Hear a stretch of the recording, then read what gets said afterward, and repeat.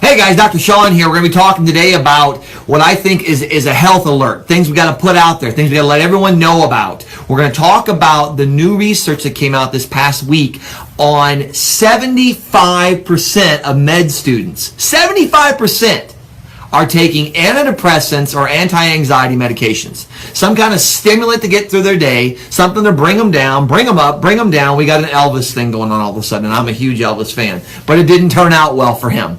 So we look at this and we say to ourselves, if 75% of our trained new physicians are medicating themselves for anxiety and depression,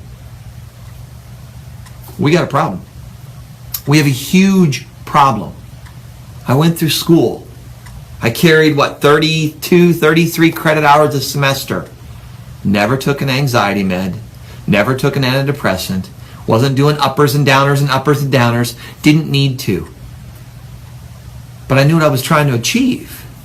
And I knew as I went through my career that what I did worked. It helped people, did great things.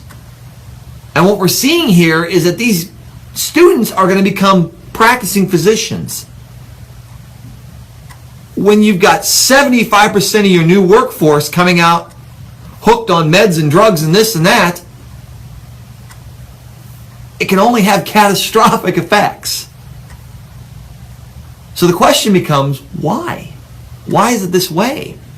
I mean, I get it, school's hard, there's lots to do. I carried a full-time job when I went through. Had to pay bills. I didn't have a big, deep piggy bank to draw out of when I was going to school. Student loans, debt, all these things. Overwhelmed. I drove an 87 Grand Prix going through school that I bought for like $1,000 before I ever went. It's what you had. You make do. So we look at this and we think to ourselves, is it that it's so stressful? And this is going to carry into their career? So when they're working with you as individuals, what's that going to mean? They're used to doing it. It's part of their everyday life. Oh, Mrs. Smith, here, you can take this. No big deal. I've been doing it for years. Here you go. Let me write that down here for you. Here's your... It's a little alarming because it means that either that profession has become so stressful and difficult or we have a problem. I'm more inclined to think we got a problem.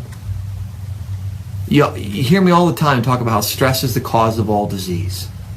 Right? We know it is. The World Health Organization ranks us every so many years. Their 2016 report on us states that 88% of the mortality and causes of death in the United States in 2016 were due to chronic degenerative conditions.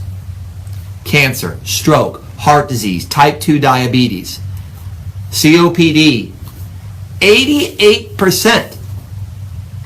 Now you look at that and you think to yourself, all right, if I'm in med school right now, how well do we do with chronic degenerative disease? We're taught acute care, trauma, infectious disease, and we're very, very good at that. We specialize into a million different things. But how well do we do at really fixing stuff? When was the last time you heard someone going with heart disease and say, hey, I don't have it anymore? How about someone that had atrial fibrillation, right? And they'll do their little surgeries and their little shunts and stents and this and that, but the reality of it is they don't go away that often. They're ablations. But we still see them. They still come back. How about diabetes? When was the last time you heard someone say, man, I went to my doctor and I'm no longer diabetic. It's gone. I don't have it anymore. I don't hear it either, guys. I see tens of thousands of patients a year, and I don't hear it either. So I look at that and I think, all right, I get it. Their model is really, really good at acute care trauma and saving lives in emergencies. They're excellent at it. But we're seeing now the stress that they're dealing with in the fact that 88% of the people that walk through their door, they don't have the right tool for. They don't have the right training for. It'd be hard. Imagine everyone that walks through your door, Mrs. Smith, well, you're diabetic, here's your medication, knowing that in the back of your mind, you're going to see her 6 months later and give her more. And a year later and give her more. And 2 years after that, you're going to probably recommend insulin. And maybe a year or two after that, you're going to give her a pump, knowing that you're probably going to be doing some kind of surgery or punting her to someone that can remove the lower limb. Maybe an ankle, maybe a knee, something of that nature. That's if she doesn't die of heart disease, stroke, or cancer from the diabetes. Maybe some kidney failure in there. See the problem? That's what they see. That's what they know. That's what's on their horizon. It doesn't have to be that way.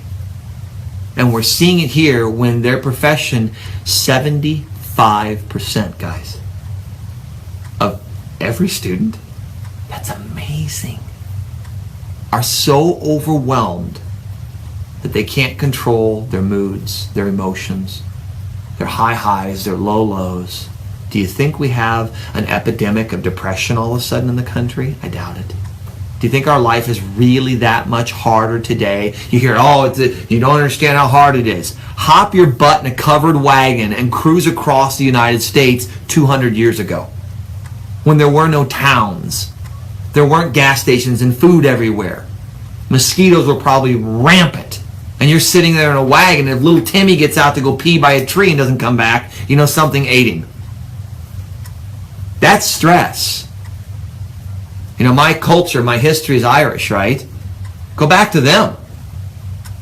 Go back to their culture when they lost everything and they had massive famines and death and poverty. That's stress too. I'm not saying we don't have it now, but you've got to find a way. You've got to find a way around these things. And that way is education. It's understanding that stress is the cause of all disease. But it comes in 3 flavors. There's mechanical stresses, structural things. There's emotional stresses, bills, work, kids, family, friends, all the genetic family. And there's nutritional or chemical ones. Clean up what you control. Restore perfect health to the body. And you'll be amazed at what can happen. It's not that hard. Dr. Sean, bye for now.